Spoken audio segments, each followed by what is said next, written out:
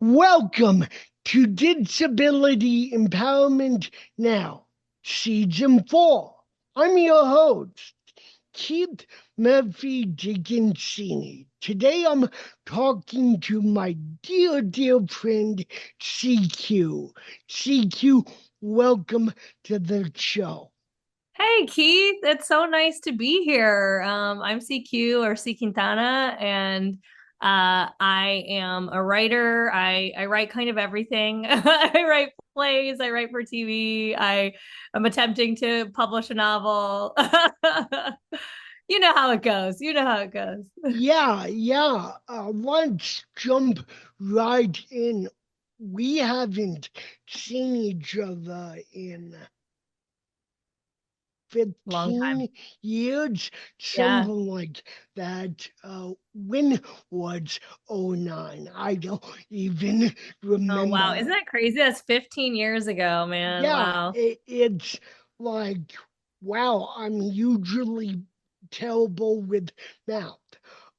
But yeah, yeah, we met at the what was then known as the College of Santa Fe. And I love how at the end of your resume you put that you're a graduate. Would you mind telling us what you'd say? I think I say something like something about the college. I'm a graduate of the now deceased College of Santa Fe. Yep, Rest in peace. yep. I think I said. That, yes. Yeah, the now deceased College of Santa Fe. And I just burst out laughing for 5 minutes straight. Uh, but so, yeah, It's it's funny that you say that because I remember talking to my wife, or I put that in my bio, and my wife said something like, "You shouldn't say that. Like it's not really like a person." And I was like, "But it kind of is." yeah, I mean, It feels like it's, deceased is the right word. It's funny, like when I think about all the different like defunct, yeah, enact like it's not like it's the word deceased feels like the right word when it comes to the College of Santa Fe, which is yeah.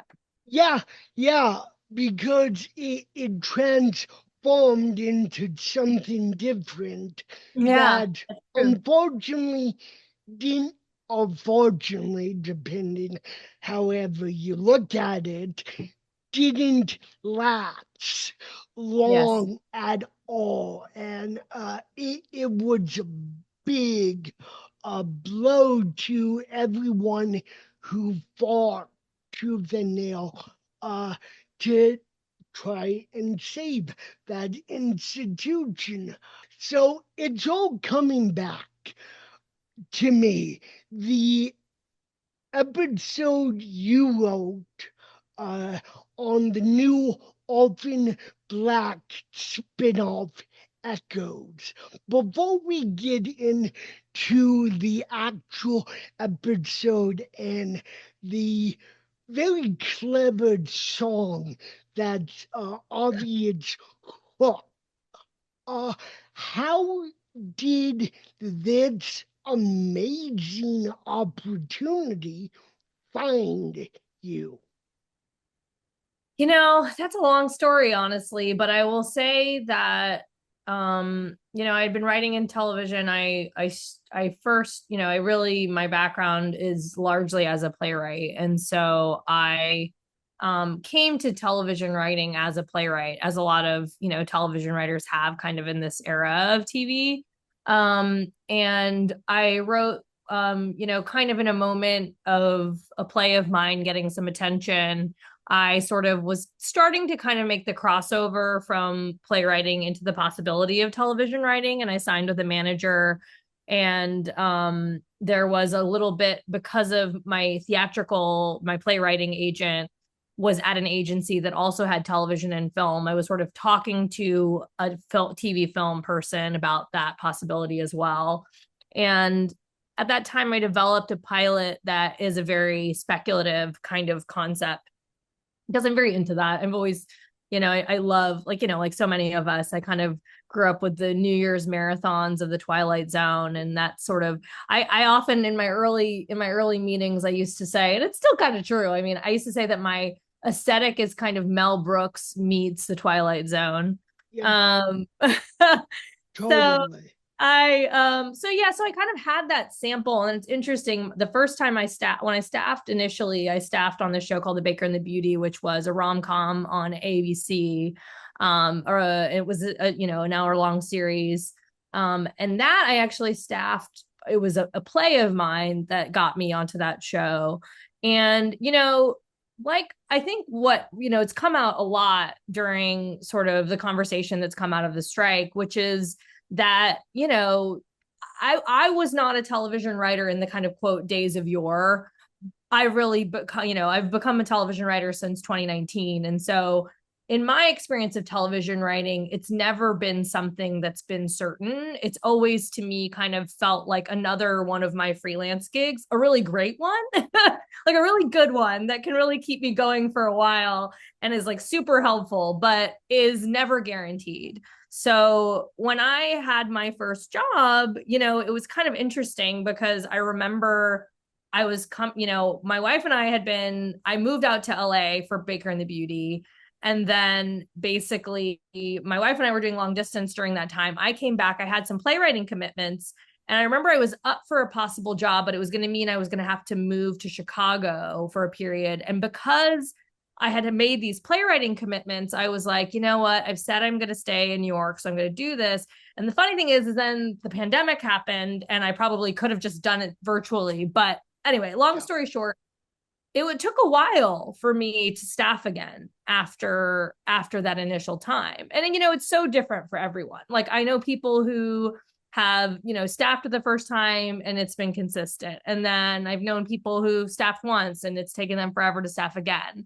There are, of course, as there are people who start as writer's assistants and it takes them, upwards 10 years or more to even get, they might be getting a writing bride credit, but to actually get on staff is a whole nother story. And they're like amazing writers that are writer's assistants out there that are really Yeah. like, I really could talk about that for a long time. Yeah. So long story short, but I guess I made it long, is with the pandemic, I was lucky that I actually had, interestingly, like a bunch of theater related things. I was working on this Audible commission, which was wonderful. Yeah. And I was working on a few other things that were keeping me going.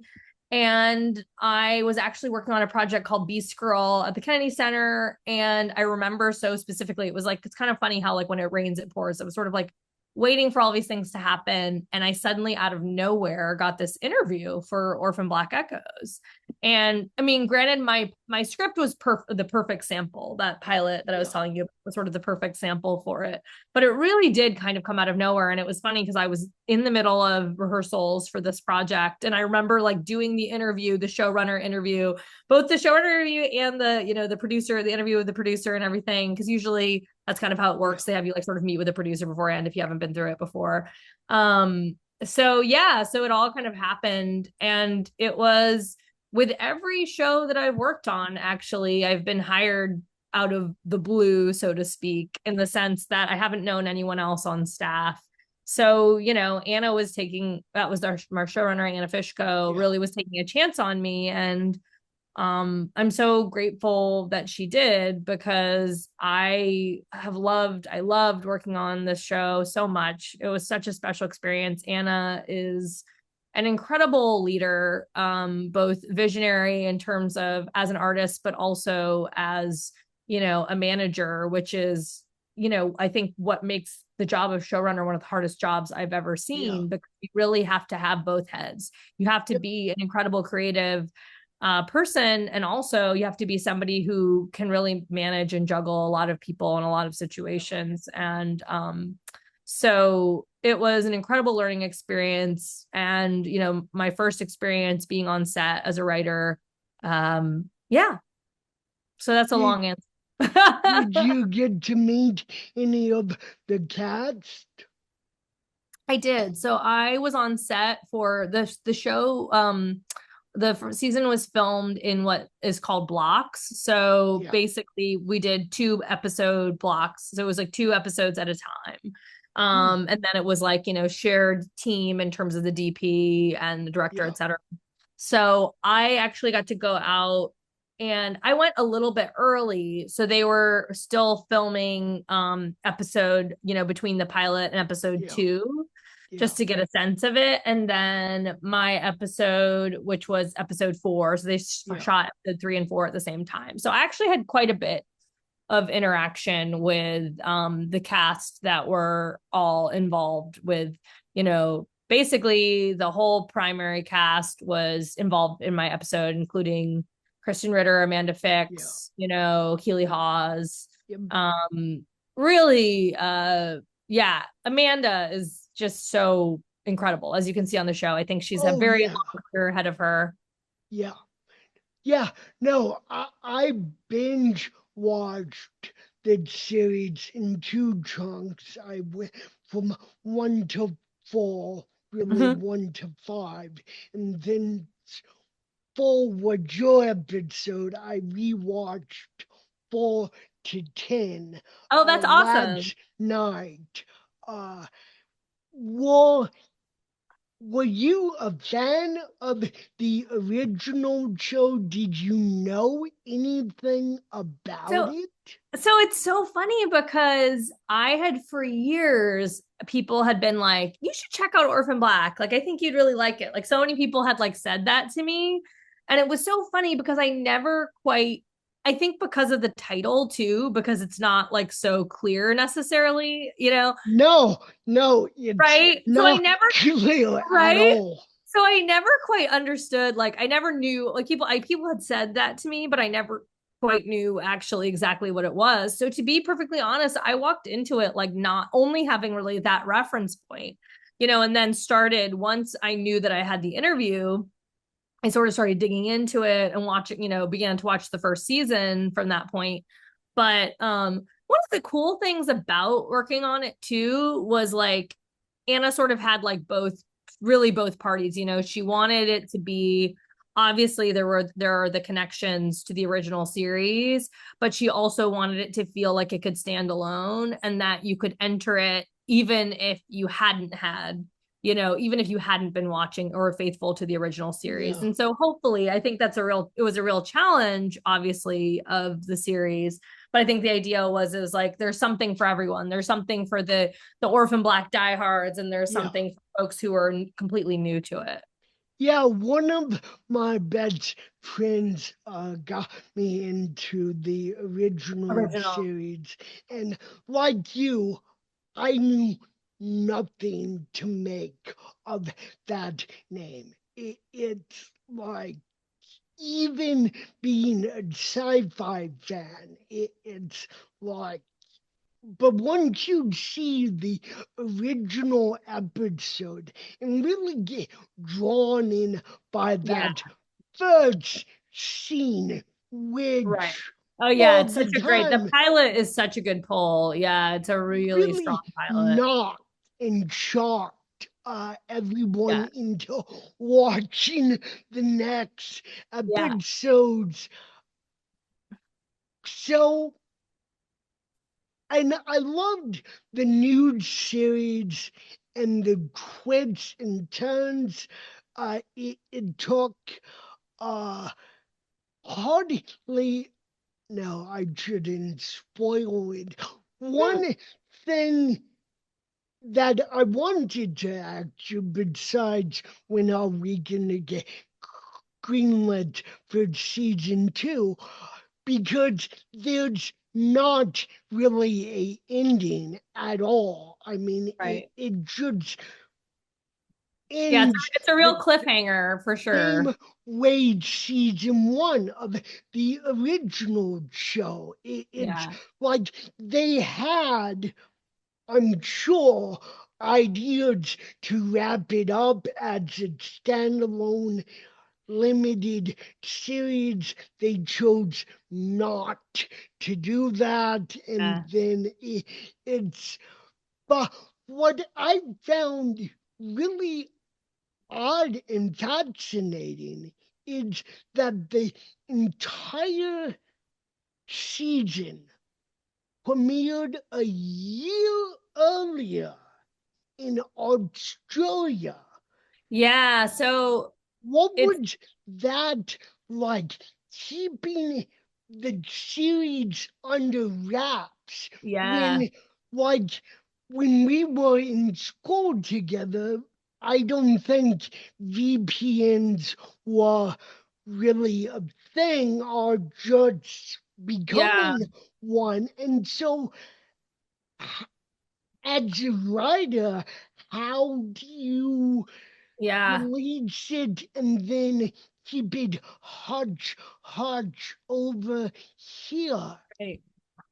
Well, it was definitely a bummer in the sense that, like, or it was not bummer is another word, but like difficult in the sense of we found out because initially the series was going to come out in June of last year and then in the States. But then when everything happened with the strike, Oh, yes, of course. that was basically when they decided to hold because I believe, and I could be wrong, so don't, hold me to this, but I believe that like Anna was done with post and everything by the late spring. That And then doesn't surprise they me were at planning all. on airing it. But what I learned is that it was a kind of interesting situation where so one of the so Boat Rocker is the company, this Canadian company that was involved obviously as a producer on the project, they were the studio on it. So it was, AMC was the network and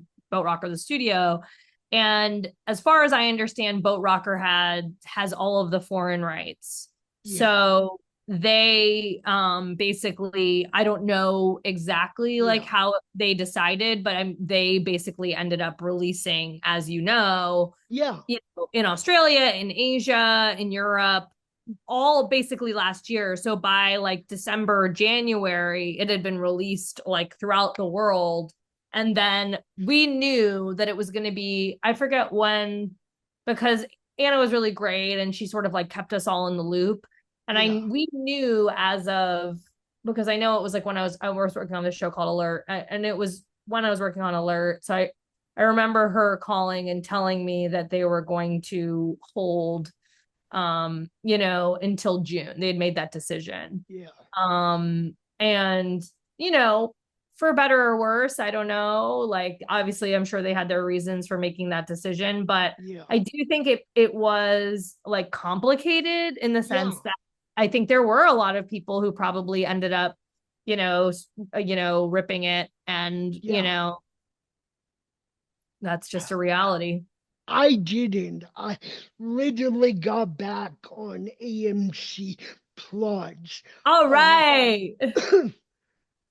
'Cause and I didn't check the episode count, so I thought it was a year-long series.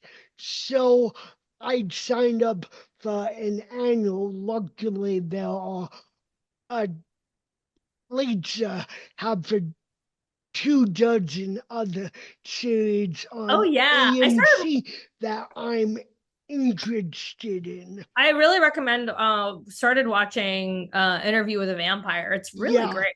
The yeah, new yeah, it's really I good. wanted to see that. I appreciated the exclusive looks in the episodes after Nice. the episodes and how Yeah. they were all targeted to a certain topic. Mm. I, as a fan, I really appreciated that, and I wish more shows did that. I wish the original series did that, but Mm. the original did a comic book, several soundtracks, I think, Yeah, and they have like a podcast too. They have like podcasts, a podcast and Audible series, wow. multiple seasons. So, of the original cats, Right. talk about complicated getting any cats back for Yeah, it was multiple seasons of a just a audio show. right, right. Yeah, no, it's really interesting. And I think that was a really interesting thing to contend with in terms of also part of the conversation, which was like how, and that was like, that would come up in the room, which was like, how much of what exists are we going to, you know, do we go? Because there was a lot of stuff that like sort of had happened in the podcast, and we Yeah. had, a woman in our room who she was Anna's assistant, Allie Weinstein, and she's like a diehard Orphan Black fan. And Okay, she was, good. yeah, which was great because she really had all the references, and she like kind of also did the deep dive with even the podcast series and everything. And there were lots of things where it was like, okay, I mean, that was, I know, part of the decision in terms of because within the podcast, Felix married Colin, and there's Yeah. like all that info. So we Yeah. kind of decided that, like, in this future version, Yeah. Colin had passed away, but that they had been Yeah. married for all these years, etc. Yeah. Because it sort of served the storyline. Spoiler Yeah. alert, but obviously Yeah. served the storyline. Um, but yeah, so One things like that. Yeah. one thing I was really, really curious about, and I loved how you all pulled it off. But in watching the first episode, I was like, how are they gonna pull off the massive time jump? I Mm, mean, how? Why? I mean, yeah, later you find out why, and after your episode 5, you find out find out the full story. Yeah. every big revelation. And so it's explained, but going into it as a fan, but also being cautious about it, that Yeah. jump is very jarring. What Mm, was it like in the writer's room coming up or mm, coming into that decision? Because you could have done well, right, you mentioned the podcasts, and so you also had to contend with right. that. Yeah. But why not 10 years or You know, 20 years after? I mean, you find out later, yeah. but the audience doesn't know Right, that doesn't until understand. halfway through the season. That's definitely, it's definitely a question, like a more direct question for obviously for Anna, because she was living with it for so long, and she wrote the pilot. Anna Fishko, our showrunner, obviously wrote the pilot, and she had been developing it for a while. So when I actually entered the room, it started as what, we kind of, these days everyone calls mini rooms. So it was like basically we had like a 10-week order, and it was like the idea was, is the series actually going to get greenlit? And we'll start having discussions about the episodes, and if it gets greenlit, then we'll continue and have like a full room, was basically. Yeah. So when I entered the scene, it was already, Anna had been working on this pilot already at least a couple of years, I think, in development with AMC, at least a couple of I years. don't know Anna. I've never heard of her. I don't know her personally. But watching her interviews in the exclusive looks, I can already tell. Yep, she's a walkout. She walked up Yeah. behind Yeah, no, on. she, I and mean, you could see from yeah, how she talked, yeah, yeah, even at the first right, sentences that came out of her mouth. Yeah, right. this is a very competent, Yeah, confident showrunner yeah, for sure, for who sure. really loves this series and what she's bring to the table. Yeah, and I'll tell you one thing I do know about that is that I think that with the time jump, that was something that she really fought for, because I Wow. know for a bit of a spoiler alert, but I don't think a spoiler alert was just that it was really important to her for us to like understand that, which I think becomes, really important as the series goes on, is this idea of family for Lucy, right? Yeah. And to be able to actually really believe that she had created a life, you Yeah. know, outside. And honestly, we also know as the series goes on, again, this is not really a big spoiler, but you start to learn that she also had this brief time right in the city when she was kind of a mess and she was figuring herself out before she sort of went off the grid and kind of landed in the situation that she is when we find her in the pilot. So I Yeah. think it was just trying to, I think, be like not have too much time, but also be believable that she's actually has fabricated, has this not fabricated, has actually forged a very real connection Yeah. between these people, and that we're actually Yeah. buying that. And it doesn't feel like it's like, oh, she's only known these guys for a few months. Like, Yeah. why is it a big deal? I I think, mean, it, it must be interesting because you mentioned before wondering if it's gonna get green lit and then continuing on. But of course, you didn't write the finale, which I don't consider a finale at all. How it all ends, it right, which was is how the TV is, right? I mean, biggest tease ever. I mean, but and that's so, TV, right? That's how yeah, it always has to that's be. TV, but going into the writer's room, what was it like? Or even observing it from outside the writer's room, because every show, unless they're self contained, you would imagine every show wants to continue. And Mm-hmm. I, I'm I'm willing to bet anything that Anna had several several seasons planned. Right, Uh, but you only are greenlit for 10 right, episodes, right. 10 weeks. But then if it's a hit, then you have to plan. And so, because it's one thing if Anna was like, okay, we have basically 10 hours to tell this Yeah. spin off story, and we have to wrap it up in those 10 hours. And again, she could have pulled that off if she wanted to. I Right, mean, if anyone could, it would right. be her.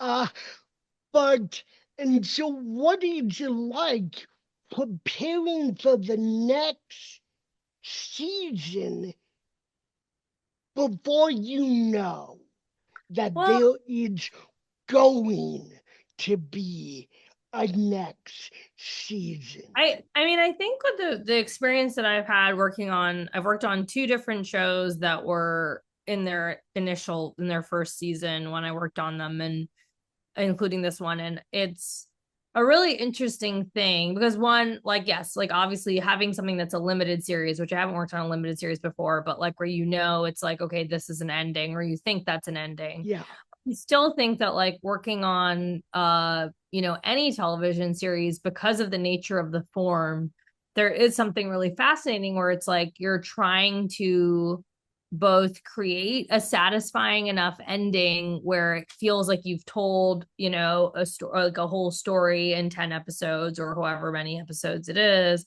But then also you do want to have a satisfying enough and cliffhanger so that if you have the opportunity to do a second season, you have the runway for what the second season would look like. Or the next. If it's not second, it's the next, you Yeah. know? And so I do think it's a really, really interesting thing. And obviously, I think something that Anna has thought really deeply about, but I think also something that in the room, I co-wrote, first version, but I co-wrote episode 109 with Amy Louise Johnson, or at least the first version of the first versions of it.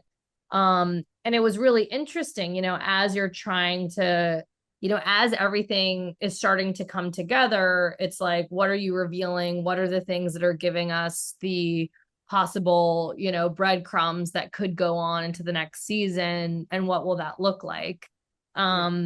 And I mean, I do think that that's one thing that's really interesting too, I think, about getting to work on the first season of a show is that the show is still figuring out what it is. Yes, exactly. And it has that vibe, much like the flagship had in its first season. You brought back Felix, you brought back one of the wives, the Yeah. wife of one of the characters. Was there any talk that you can reveal of bringing back Tatiana. the original actress? Yeah. Because something that differentiates this series from the flagship is Tatiana played all Yeah. of the clones. And Yeah. well, I must confess, and I hope she doesn't take this the wrong way. I thought Amanda was a younger version of Christian, which, if that's what you're going for, they pulled it off very flawlessly. And like the first 3 episodes before I really found out that Amanda Fix is a real person and Oh, not that's a amazing. studium. Uh, uh, and so, but that's a big, big change Mm-hmm. from the flagship, and you introduce more clones played by different people. What was that like? Because that was such a critical, fascinating, gobsmacking. Yeah. Like, if I had to ask Tatiana one question, how? Yeah, How? yeah. No, and I How? think a lot of people, How? I mean, I think that's the reason. I mean, really, I think at the end of the day, there are so many obviously things about it, but I think that the thing that people came back to with Orphan Black, with the original series, was Tatiana Maslany's performance. And Yep. it's what everybody And talks her about. chemistry with Felix, Oh they yeah. Well, it was so ahead actually, of it was so ahead of its time. I mean, the show yeah, was really, it's sad because it's not like it was that long ago, but the show yeah, was really ahead of its time in terms of queer representation, yep, like in a huge way. And so I think yeah, that a huge fan base was sort of the queer community, because of obviously Cosima and, that relationship, and then also obviously Felix. So I think that was huge. I mean, as far as I know, like, I mean, we talked about it definitely in the room. And I think it was always like the possibility of whether we could bring Tatiana back, or like, if we could bring her back in the future. So it definitely wasn't something that anybody was opposed to. yeah, Like I said, I mean, I think there's a very clear tie, as fairly quickly, between the first, what's happening in the original series versus this yeah. series. But it does create like a very different thing. And I really admire Anna. I mean, obviously on so many levels, but I mean, we could spend 5 hours, yeah, which is the joke of the whole season I'm doing. I'm trying desperately to find a guest, any guest, who will do a 5 hour episode. Now, do I really want a 5 hour episode? Absolutely not. But it's a great punchline. And the punchline for this episode, which isn't a punchline at all, and you will probably full-heartedly agree with me that we could spend 5 hours fawning over the creative genius of the showrunner. yeah. I mean, and I think the reason too, though, is that it's like we've talked about it. Please It's such a come hard on job, the and it's show, not. Anna. Yeah, Anna knows. I think Anna knows how I feel about her, but I do think what I've learned in my now, still limited time being in the television world, what, 6 years, which is crazy. I can't believe it's like going to be like 6 years that I've been working in television, but I which is still nothing, I'm still a Yeah. baby in the television world, but I feel like I've just has given me such deep respect for that job. And I mean, also the number two, I think I've been in circumstances working in television where like the EP, I mean, is such an important job, like having that number two person who can really like step up the plate and really take things over. And I've had an experience on a show where really the EP was sort of running things, and it was really, quite an learning period. I mean, that's the thing about television. It's just like theater that way too. It's like every production is unique. And I Yeah. think that, I haven't had, it was interesting working on Alert because that was my first time working on a show that had already had a season, even though it was kind of creating a new season because it was a brand new team. But it was interesting because it's still like every production Yeah. is there's a new set of people, a new set of challenges. And I do wonder, because I haven't had the experience yet of working on a show that has like multiple seasons. Yeah. Um, where I wonder, does it feel that way still on a show like that? And I imagine that there's an extent that it feels like a continuation, but also probably feels really new in a lot of ways because most shows don't have the same teams, not the same No, exact team from season to season. So, no, they don't. But I mean, going back, the cast and crew of Orphan Black Echoes seems very close, very family oriented. yeah, Uh, like bringing back the College of Santa Fe, it was a very small college. We mm-hmm, all knew each other. There mm-hmm, was really no way to escape.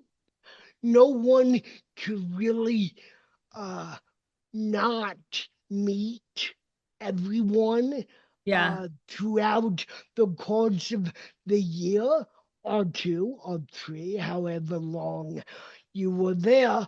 And I, I mean, everyone seemed like they had such a freaking blast on this show that I don't think it's gonna be hard to get anyone or everyone to come back that you need to on this show because you have a great cast and you leave it wide open in a sense of what comes next.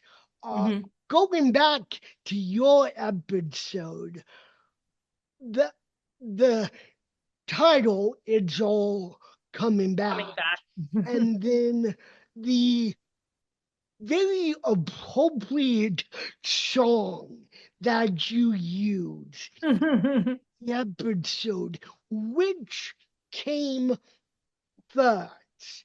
Because, I mean, when I saw the title of that episode, I'm like, ooh, my friend wrote this. Ooh, I wonder if that song, and we don't even have to mention that song's name, all the artists who I'm tickled pink as a music fan that that audience got sprinkled in so much throughout that throughout the season. But as a creative writer, were you given direction on this is the hook, or did you dream it up No. and all like, Well, I mean, we're all together we're breaking yeah, the episode before we go off. I mean, it's like basically usually have somebody who's kind of like the person who's writing the episode is usually kind of leading the breaking yeah, process, but we're all breaking them together. And so, I knew basically like what the episode was going to be. And one of the things that was kind of it was a really fun sort of mandate, I say, and it was sort of a mandate from Anna, wouldn't it be a woman date? a woman Uh, date, yeah, a woman. One of the really interesting woman dates, I'll say, one of the interesting mandates of the show was Anna would really wanted us to like have a really good time with the goons and just kind of like make them a little ridiculous. oh yeah, everyone pulled that off, and to get someone Yeah. And like Reed is, Reed Diamond, oh my God. who, Reed Diamond is a darling. He is such a like, talk about the most game actor. I mean, one of the wow, most game actors I've ever met. Like, he shows up to set and he is ready and he is just so delightful. He's got so much energy and so much enthusiasm. And he just like is a wonderful guy, wonderful guy. and Um, he's played Goons before. I first saw him in the second season of Agent of Shield, and mm. uh, that was my introduction. I also like, well, continue what you were saying Well, I about was just gonna the, say that. So basically, she was kind of like, have fun with it. yeah, And I had been on, I'd worked on shows before. I'd worked on a show before where like I sort of had the sense that, the showrunner, and this happens a lot for like, story, when you're like a staff writer and it's your first episode. So that, my last show before that, I kind of knew that I was going to have a page one rewrite and that like I was going to write it and then it was probably just going to get totally rewritten. So to be perfectly honest, I went into writing when I started on Orphan and I was a story editor, I was like, I'm just going to write like whatever and then like just know that it's probably going to all get rewritten. yeah, But the thing I didn't know Anna at that point, and I didn't know how much she was actually going to let me have a bit of ownership of the episode, which was really amazing. And so I am a huge Celine Dion fan. If For anyone who knows me knows how much I love that song. And so one of my favorite memories of all time is like being in the car with like two like wonderfully like very straight men and like blasting that song. And I just love that song so much. I mean, it's just like it just can't help but like rock out to it. yeah, And so I just wrote the scene that was them because I knew, they had to be yeah, on the trail to get obviously this is not giving anything away, but there's catch basically up, something that happens and the yeah, goons have to go after, yeah, and save the day, right? Or not save the day, but stop. yeah, And so I just like loved the idea of them like blasting this song as they were like racing down the interstate. And it just honestly also the song is completely like thematically, goes with what's yep, happening in the episode, and the title is very apt for yeah, what's going on for Lucy and Jules in that episode yep. as they're trying to piece together their past. And So so transitioning from your episode to co-writing the uh 109. second to Yeah. last episode, what was that like? Because your episode, you're still, the series, it's still figuring it out. Yeah. And there's some big revelations in Yeah. yours, and particularly in 5, the next episode, but you jump to 9, Yes. and Yes. there's a lot more revealed. Yeah. Yeah. It's almost like a whole nother season For real. worth And the of scenes are so, yeah. reveals. And they're And so so jam-packed. Yeah. and so, what would you like, write or co-writing that? Well, that was, I mean, also really amazing because Amy Louise Johnson, who was my co-writer, and then Allie Weinstein actually wrote a couple of scenes as well. And it was just like, I think one of the things about TV when it works really well is it really is such a team sport. Yeah, And that, like any sport, can go remarkably well, and it can also be like an epic failure. And I think when it actually works really, really well, it's so exciting because you can really see everyone's strengths. Everyone, I'm always like, I'm an emotional person, I'm a dialogue person, I really can get those to the heart of those types of scenes. And one of the things, I mean, Amy's good at so many things, but one of the things she's really good at is like, she's really, really smart about like structure of like these kind of like very dramatic like scenes and these sequences. And she kind of just really thinks that way and can kind of puzzle through those types of things. So it was just really valuable to be able to work with her directly in that way. And just also, I mean, anytime I've shared an episode, now I've shared 3 different episodes on 3 different shows, wow. and I have learned so much. On my first show, it was like my colleague Michael V. Ross, who was just like, incredible. He'd worked on so many different series, and he just also master of structure, which was just a really incredible thing to work with. I thought we really complemented each other really well. And then on this last show that I worked on, also I worked with this writer named Sean Hennon, who is just like, he literally knows, not even joking, like the plot to like every like 80s, 90s, every 80s and 90s heist film that like you can imagine. Like, it's kind of incredible. He's an encyclopedia. Wow. And so, especially working on a police procedural, I mean, he's worked on also many, of those types of shows for a long time.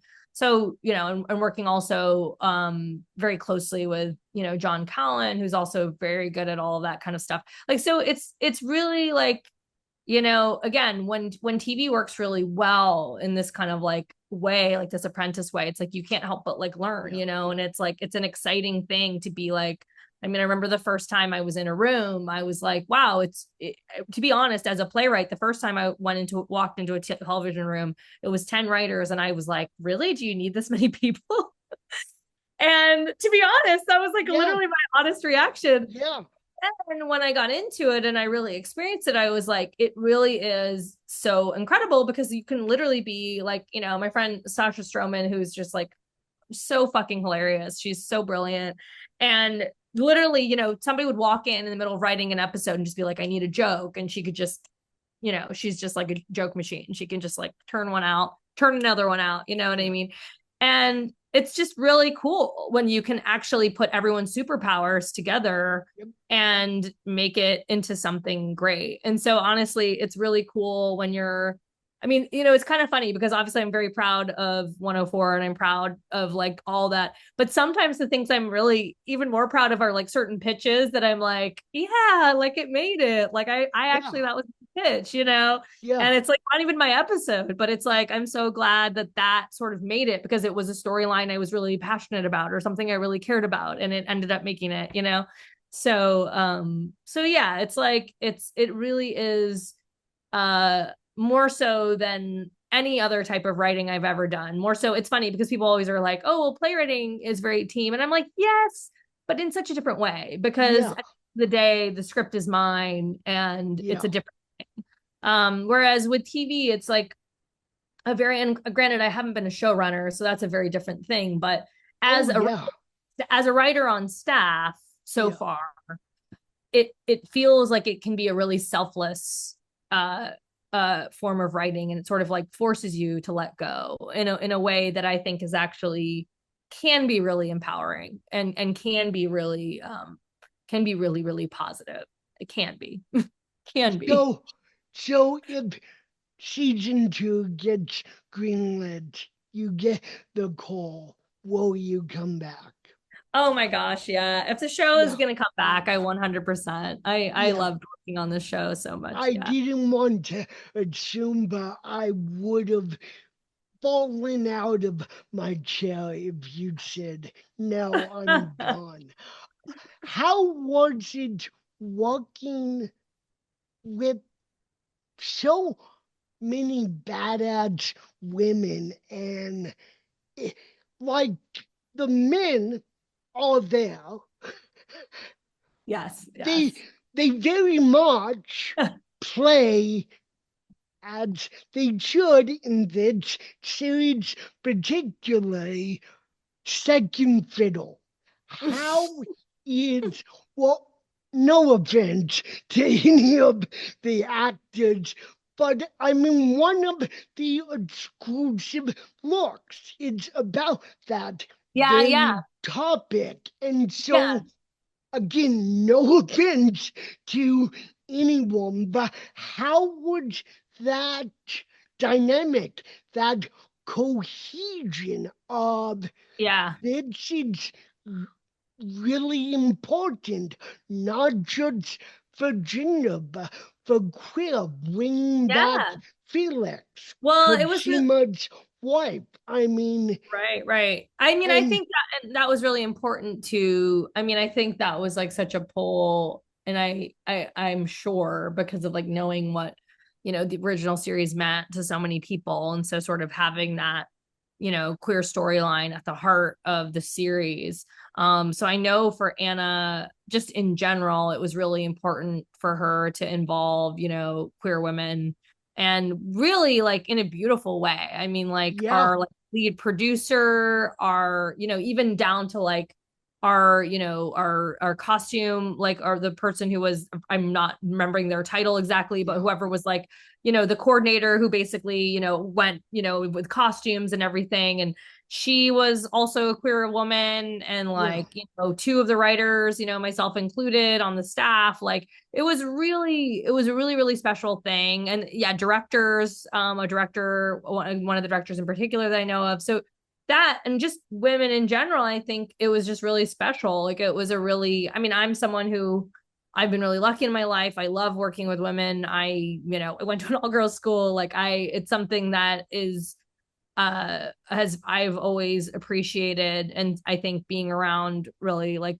strong women, amazing women leaders is like it's sad that it's still, and I think Anna talks about that in the, sort yeah, of book, is that it's this kind of sad thing is that it is still, yeah, not, something that's that common. And I remember actually, and she might talk about in the back, the backstage or back yeah, look, but she said something to me. We were talking about, because when the show premiered in Canada at Banff, Anna said something to me about how they were having this, there was going to be this conversation with several women showrunners, yeah, and or I should say showrunners who happen to be women. And the woman wasn't, who was interviewing, was like a woman of like a, I would say probably like a Zennial or yeah, Gen Z. yeah, And honestly, like wasn't going to ask anything related to that, because she was kind of like, we're sort of over this, right? And actually it was sort of like, then they had to have the conversation being like, and yeah, it's sad. Like, I mean, I wish yeah, that we were at that place, but unfortunately that, sometimes Anna said, like, yeah, it might be 2024, but still the fact that this is a conversation among like four women who are showrunners is actually really a rarity. Like it's the except, it's great that this is happening, but it doesn't actually mean that this is not the exception to the rule. Yeah. So I think that it was a combination of, I mean, and again, like very much like kudos to Anna for really sort of working hard to sort of forge that space. And I think it really started with the room. And we had represent Anayat and also Julian, who was our amazing writer's assistant. Anayat was one of the writers in the room. So we did have some men represented. Yeah. Well, But thank goodness. I know you were worried. I know you were really worried. And who were like wonderful, like the most, oh my God. Yeah. Julian, he actually Julian co-wrote 108. 108 with Yeah. Sharon Rothstein, who was incredible. Yeah, so it was really special. And on my episode in particular, it was so cool because it was my first time on set.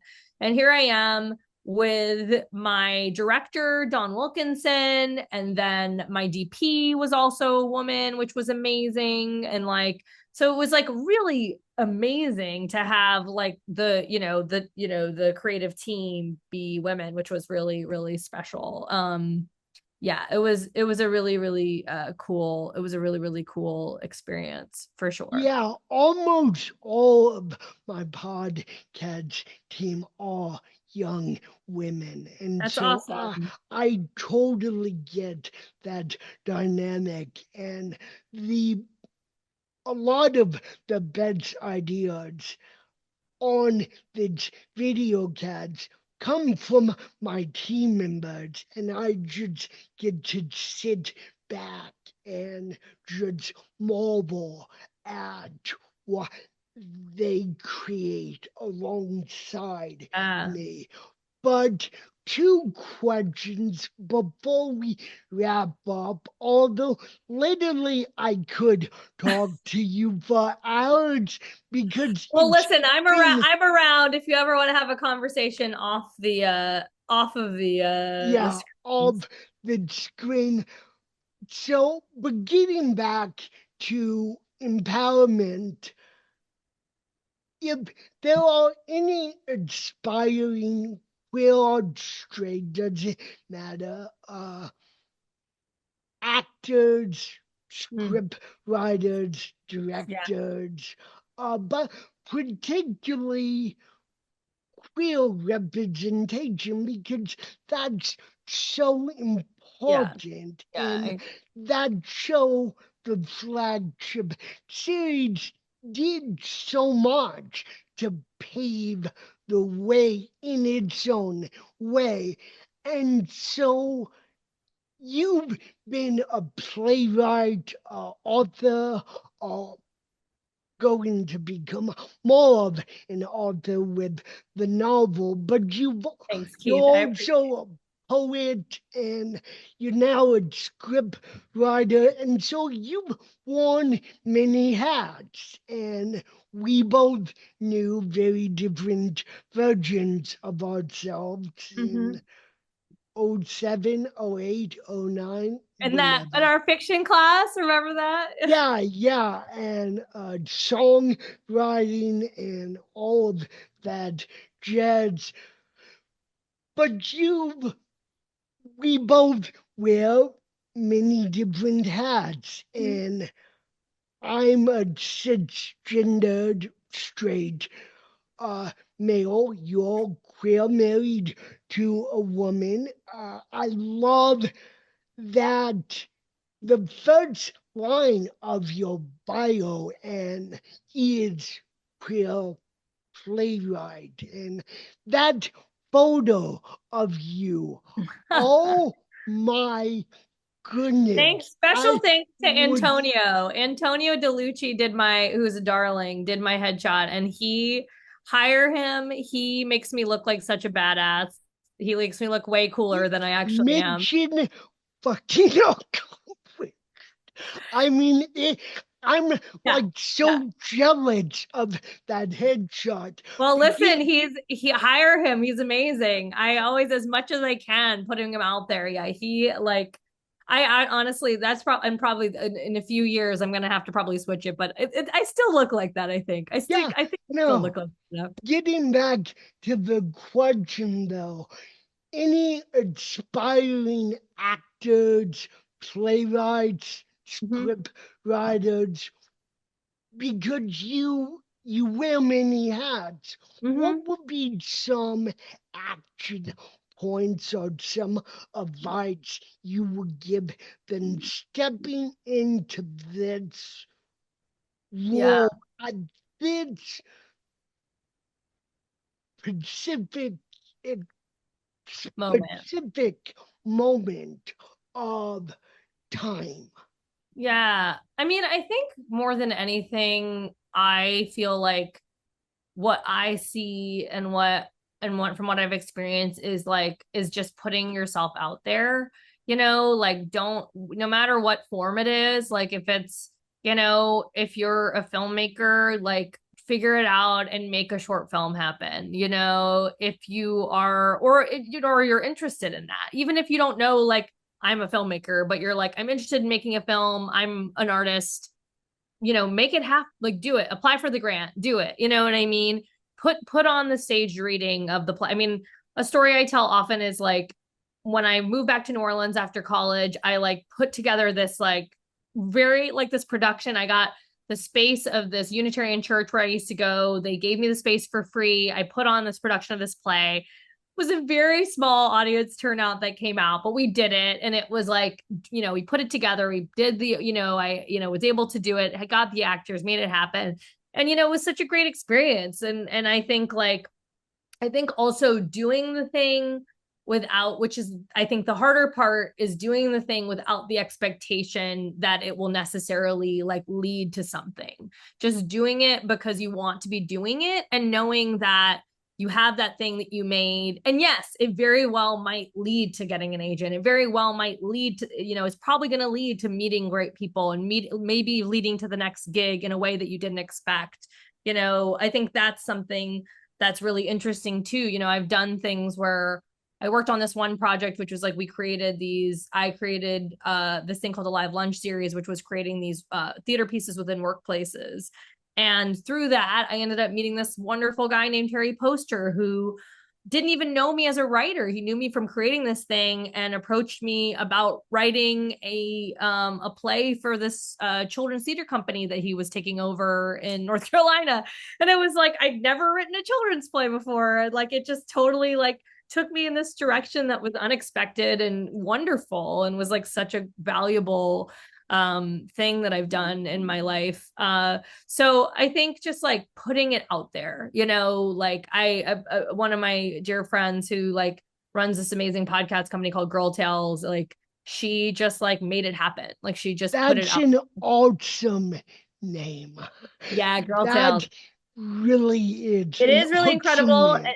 It's a very special, podcast that basically puts, girls and non-binary kids at the center of the narrative and just sort of like it started with remaking different fairy tales and it's sort of expanded into this huge thing.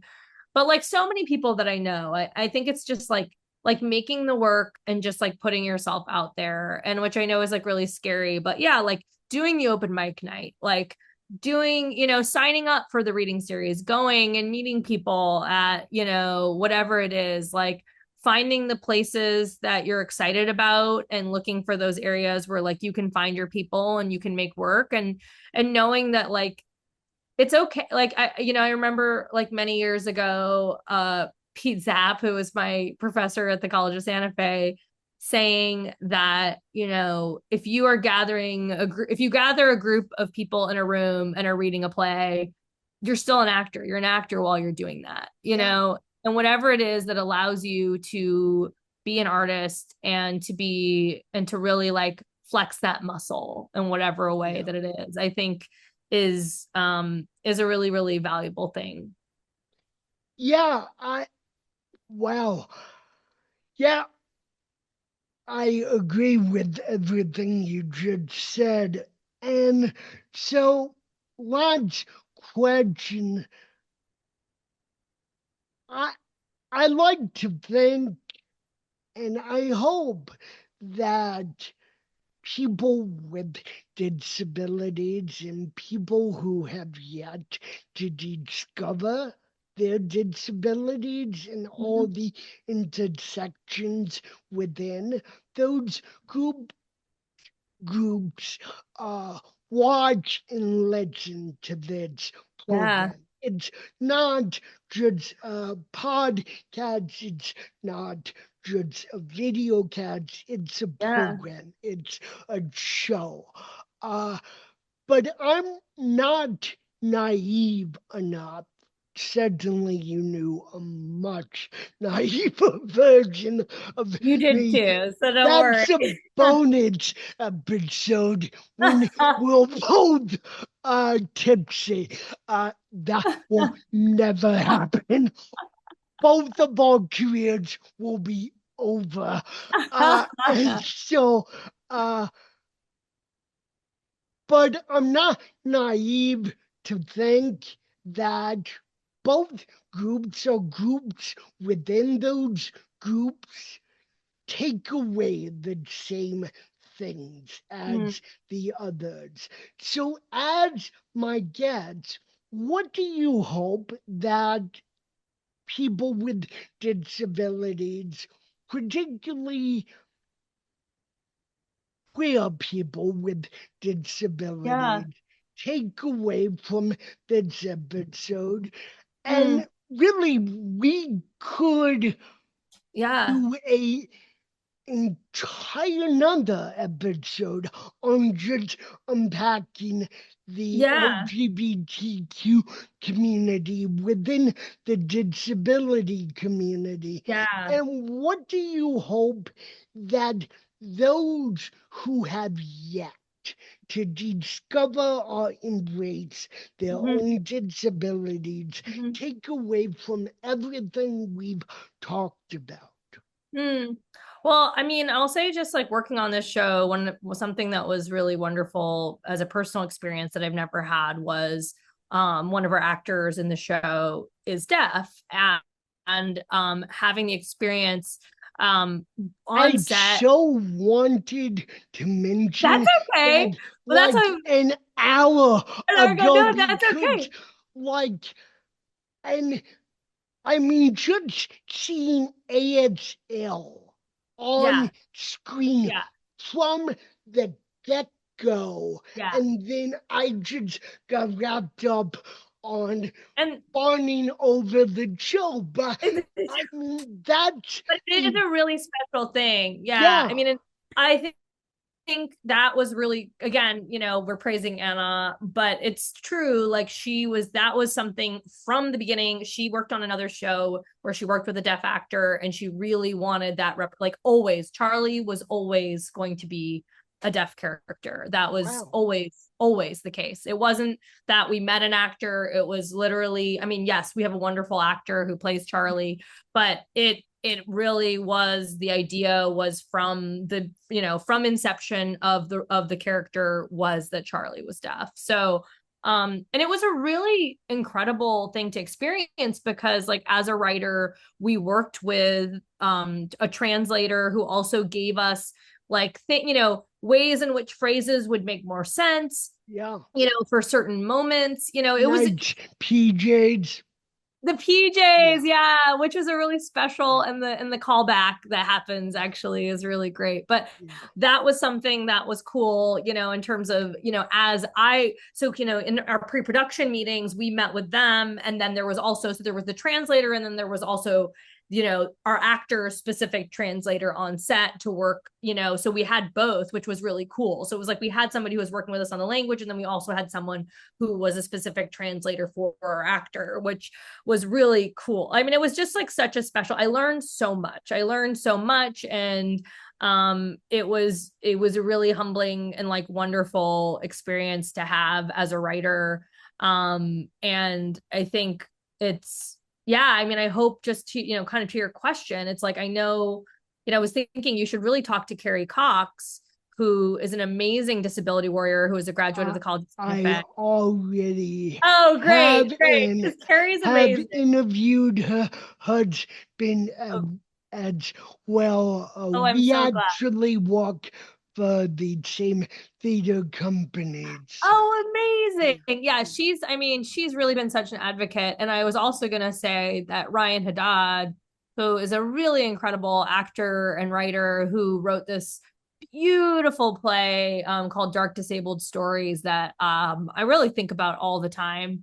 And I just, what I really hope to your question is that, like, yeah, like seeing folks, like seeing the Carries and the Ryans and seeing like sort of the performances that are happening on screen and seeing ASL happening in all these ways is just like knowing that what's possible, and that the ways in which of course there are all the limitations that still exist in Hollywood and Broadway and etc., but just sort of like seeing the ways that sort of the world can expand and should expand, and knowing that it's possible, and not sort of saying like I can't do this, or even like there's that quote from however you might feel about Kamala Harris, but I do love her. But I also, there is a quote recently from her, which is, and I'm gonna misquote it, but it's something along the lines of not being afraid to do something just because you're the first one to do it.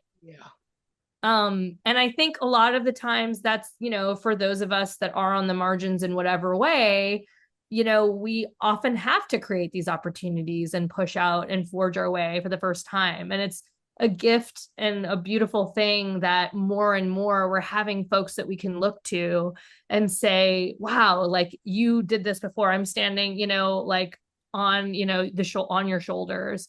But I think like not, as hard as, these industries are in so many ways and in this moment in time, is like just, believing in the work. And, if you are as one of us who just, as they say, right, if you can't see yourself doing anything else, then keep doing, right.